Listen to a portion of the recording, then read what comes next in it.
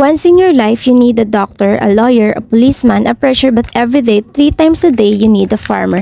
Agriculture is the process of raising plants and animals for human use. It supplies us with food and raw materials for clothes, infrastructure, as well as modern technology. In summary, we would not be living in an age as we are today if it weren't for agriculture. In human history, agriculture played a crucial role in the transition of man from a loma to a sestra, paving the way for the beginning of civilization.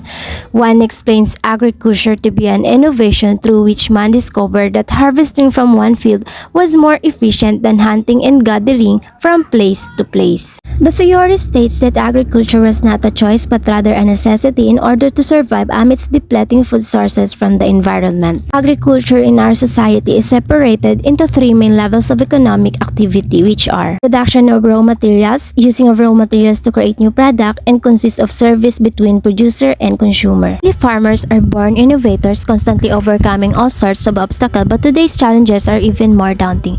Family farmers already produce 80% of the world's food, but by 2050 there will be over 10 billion people to feed as the population is continue rising.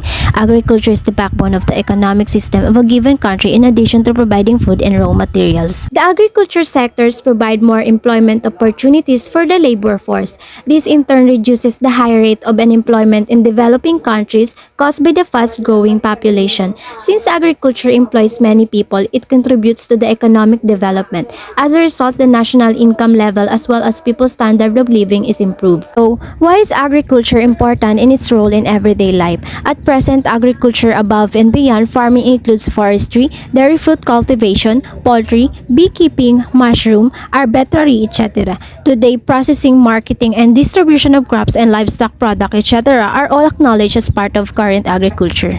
Agricultural products like sugar, tea, rice, spices, tobacco, coffee, etc. constitute the major items of export of countries that rely on agriculture. If there is a smooth development practice of agriculture, imports are reduced while export increases considerably. Farming creates opportunities to lift people out of poverty in developing nations. Over 60% of the world's working poor works in agriculture. Farming creates more jobs, beginning with farmers and continuing with farm equipment makers, food processing plants, transportation, infrastructure, and manufacturing. Agriculture provides most of the world's food and fabrics. The major agricultural products can be broadly grouped into foods, fibers, fuels, and raw materials such as rubber. Food classes include cereals, grains, vegetable, fruits, oils, meat, milk, and eggs. Agriculture plays a critical role in the entire life of a given economy. Agriculture is important in some terms: source of livelihood, contribution to the national revenue, supply of food as well as fodder, significance to the international trade, foreign exchange resources, great employment opportunities, economic development, source of saving, and lastly, food security. Agriculture is the main source of national income for most developing countries. However, for developed countries, agriculture contributes a smaller percentage to their national income. Development in agriculture may also increase savings. The rich farmer we see today started savings particularly after the Green Revolution. This surplus quantity may be invested further in agriculture sector to develop the sector. In most part of the world, agriculture is an important source of livelihood. This entails hard work but contributes to the nation's food safety and health. Agriculture was the primary source of the economy prior to the Industrial Revolution. It plays a big role in nation's revenue. Speaking of trade, developing countries still get most of their national income from agricultural exports. While developed countries don't depend on agriculture as much as they used to, their economies would definitely take a hit if all exports suddenly stop. It's crucial to a country's economic development is tied to a country's agriculture sectors. When trade, national revenue, and employment are combined in a positive way, a country enjoys reduced poverty and boosted economic growth. Agriculture possesses the power to harm or heal. When farmers prioritize biodiversity on their land, it benefits the earth.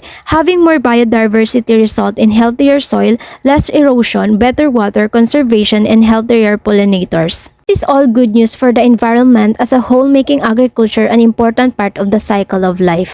However, agriculture contributes to climate change. At every stage, food provisioning releases greenhouse gases into the atmosphere. Farming in particular releases significant amount of methane and nitrous oxide to powerful greenhouse gases. At every stage, food provisioning releases greenhouse gases into the atmosphere. Farming in particular releases significant amount of methane and nitrous oxide, two powerful greenhouse gases. Methane is the produce of livestock during digestion due to the enteric fermentation and is released via bilges. It derives innovation in technology because healthy agriculture is so essential to a country's well-being. It's been the setting of some of the most exciting innovation in technology. Through artificial intelligence, blockchain software, gene manipulation, and more, scientists and farmers have been figuring out ways to increase crop productivity, use less water, and reduce negative impact in the environment. Hence, in the face of intensifying disasters and a host of other challenges, the sector needs to produce more food using less resources to meet growing demand. It also needs to become part of the solution to the most important development issue we face today and far into the future. Agriculture provides more than food.